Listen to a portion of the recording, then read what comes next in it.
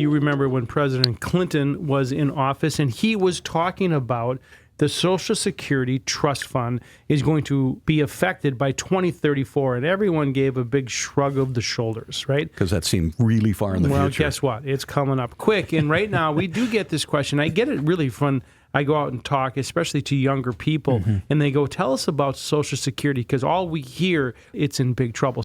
I think it's worth going through some of this again. Yeah, I agree, because when I speak to people who are earlier in their career, oftentimes I think the prevailing view is, you know what, I'm just not going to plan on it being there. If it's there, great. But if it's not, I don't want to be taken by surprise. Then there's all sorts of anxiety that is created for people who are near retirement to collect Social Security, or in retirement because they're relying on those checks. All of a sudden, they might see political advertisements, see something on social media saying that Social Security, that the trust fund is depleted or it's being depleted, and that you might lose your benefits. Little old lady being pushed off the cliff. Yeah, you remember that's all true. of those ads. So we saw all of that. It does cause concern, especially when you don't know the facts. Exactly. So, And that's what we want to do, is provide the facts so you can think about what the future might look like. Keep in mind, Social Security, it is one of these programs. It's called an entitlement. Some people don't like that label because they think about, oh, this kid, he's entitled, right? Well, it's very different. It's just, if you meet the requirements, you are entitled to get it.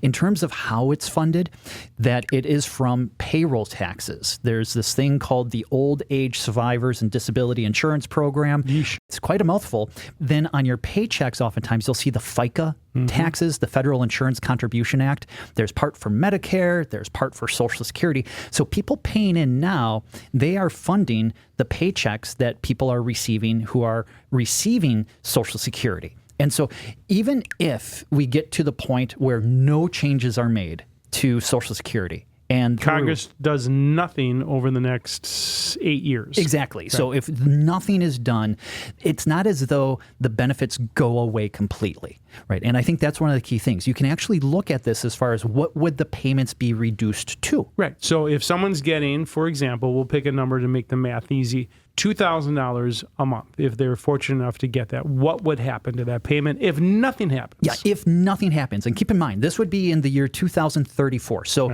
it would stay where it is, indexed for inflation. You get the cost of living adjustments. And now we're in that period of time where in the third quarter with the inflation numbers, this determines the cost of living increase for the next year. And right now, it's running at a rate of maybe something like 2.6% for what that could look like. Inflation adjusted. Exactly. So it gets adjusted for inflation. And so in today's dollars, it would then be cut by down to about, like, let's say $1,600. Right. Okay. Which or about 75 to 80%. Exactly. So it's not as though it gets eliminated. It just, there's a haircut applied. That's why it's important for some more than others, because this is their source of income. And so if you went back and said you're going to take a 20% pay cut, that would be a big issue. There are some things that are possible solutions that we want to throw out there. One of them could be, obviously, if it's funded with payroll taxes, you could increase payroll taxes.